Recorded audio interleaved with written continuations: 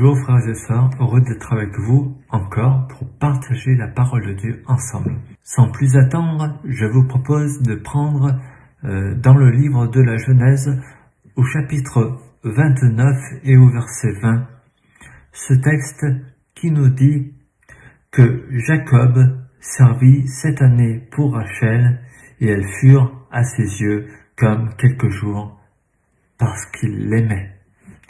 7 années par amour. Jacob a rencontré Rachel et il est tombé littéralement amoureux de cette femme, de cette fille qui menait son troupeau. Voyez-vous, le problème c'est que Jacob n'avait pas d'argent pour demander la main de Rachel et qu'il va devoir, en échange de sa main, travailler pour pouvoir prendre Rachel comme épouse. L'Écriture nous dit qu'il a travaillé bien plus que 7 ans avant de pouvoir prendre sa liberté, mais que pour Rachel, il a travaillé 7 ans et que ces 7 années ont été pour lui comme quelques jours. Mes frères et sœurs, aucun service pour Dieu n'est trop long ni trop pénible. Si nous faisons quelque chose pour Dieu, si nous entrons dans son service, c'est parce qu'il nous a aimés le premier. Et c'est parce qu'il a obtenu notre salut. Et parce que cette joie qui a rempli notre cœur, quand nous avons accepté le Seigneur, eh bien nous le traduisons par des actes d'amour. Parce que lui, il nous a aimés le premier. L'Écriture dit que Dieu prouve son amour envers nous en ce que, lorsque nous étions encore pécheurs, Christ est mort pour nous. À combien plus forte raison, frères et sœurs, nous entrons dans le service pour lui. Peu importe le service, pourvu qu'il soit fait avec un cœur reconnaissant, un cœur rempli d'amour pour lui. Frères et sœurs, il y aura toujours des opportunités pour servir le Seigneur. Nous commençons tous par des petits services et Dieu se plaît à nous voir le servir. Mais il n'y a pas de petits et de grands services. Il y a une Église qui avance et une Église qui travaille tous ensemble pour Christ. Et vraiment, si nous gardons en vue que ce travail que nous faisons, c'est pour l'Église, c'est pour Christ, aucun service ne sera long et aucun service ne sera pénible.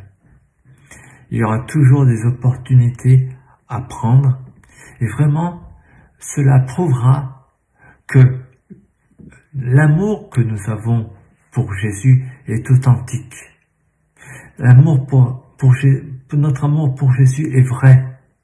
Notre amour pour Jésus est grand.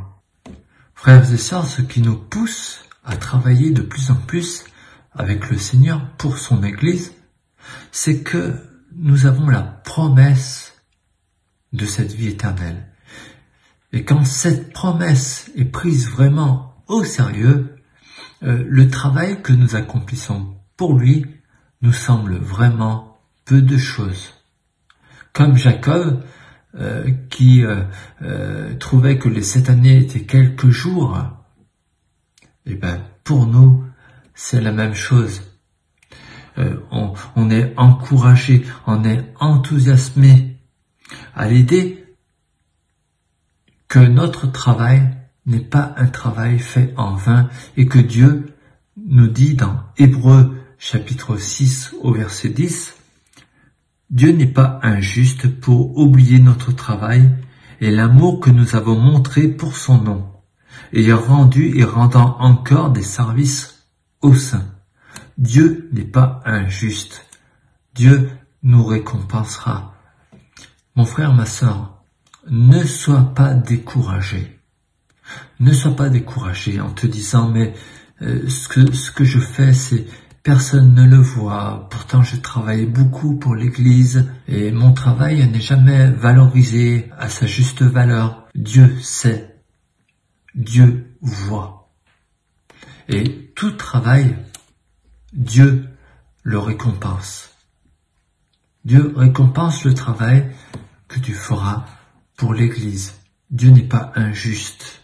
Jésus aime celui qui le sert en gardant en vue le bien de son troupeau. Il est dit dans Osée au chapitre 12, au verset 12 et 13, que Jacob s'enfuit au pays d'Aram et Israël, qui est donc Jacob, servit pour une femme. Et pour une femme, il garda les troupeaux. Par un prophète, l'Éternel fit monter Israël hors d'Égypte, et par un prophète, Israël fut gardé.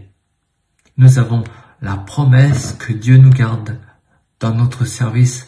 Il voit notre état de cœur, il voit notre façon de travailler pour lui, et il nous garde, il nous promet d'être avec nous. Toujours. Soyez sûrs que Dieu vous bénira et vous récompensera pour l'amour que vous aurez manifesté envers lui. Frères et sœurs, l'amour que l'on cherche à démontrer nous donne des ailes, nous réchauffe. Quand j'ai connu mon épouse, j'aurais pu faire des milliers de kilomètres pour aller la voir, déplacer des montagnes. Vraiment, rien n'aurait été impossible.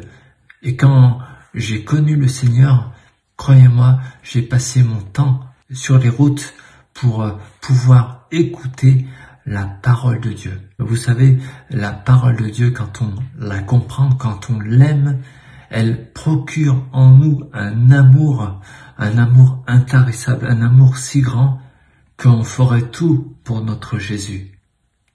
Et vraiment, c'est une flamme que l'Éternel anime en nous.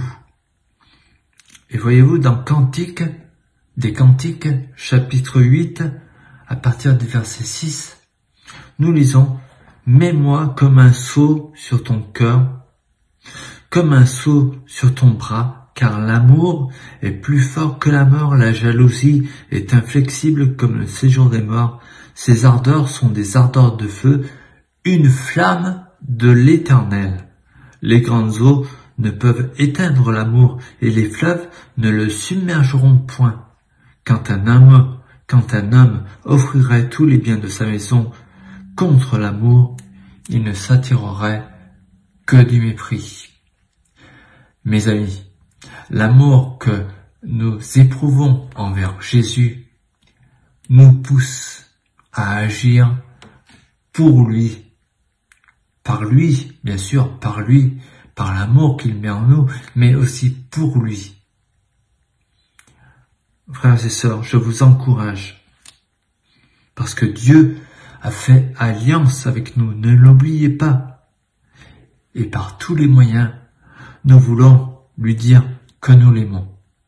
L'apôtre Paul disait, l'amour de Dieu nous presse.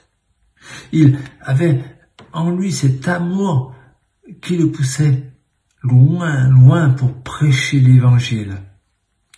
Nous pouvons lire dans 2 Corinthiens chapitre 5, versets 14 et 15, il est dit « Car l'amour de Dieu nous presse, parce que nous estimons que si un seul est mort pour tous, tous sont morts, et qu'il est mort pour tous afin que eux qui vivent ne vivent plus pour eux-mêmes, mais pour celui qui est mort et ressuscité pour eux. » Amen. L'amour de Dieu nous presse.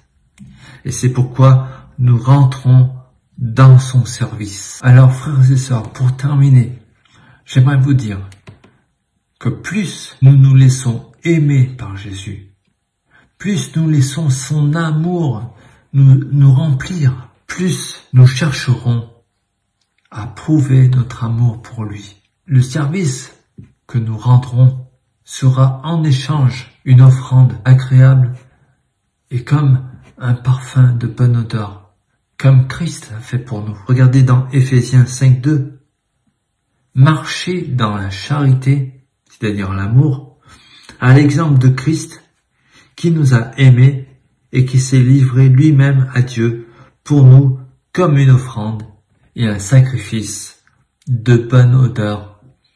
Amen. Que Dieu vous bénisse. Prions, frères et sœurs.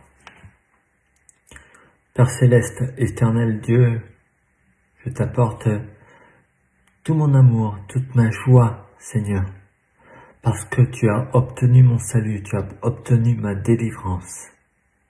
Et Seigneur, vraiment, je te prie afin que ton amour nous remplisse, ton amour nous donne des ailes, ton amour fasse grandir en nous ce désir de te servir.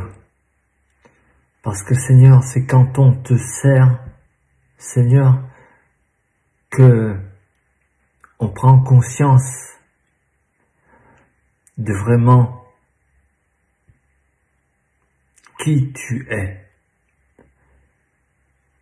Merci Seigneur de nous aider, Seigneur, dans notre service pour toi, de ne pas regarder à la dépense, Seigneur, mais de faire toutes choses, Seigneur, pour toi, par amour.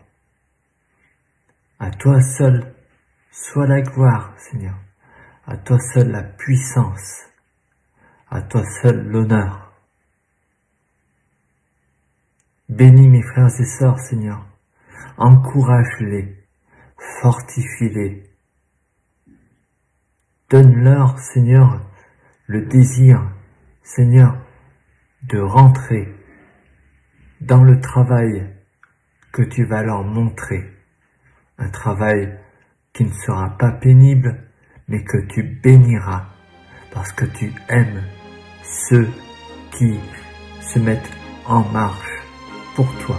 Dans le nom de Jésus, Père, je t'ai prié. Amen. Soyez bénis, frères et sœurs.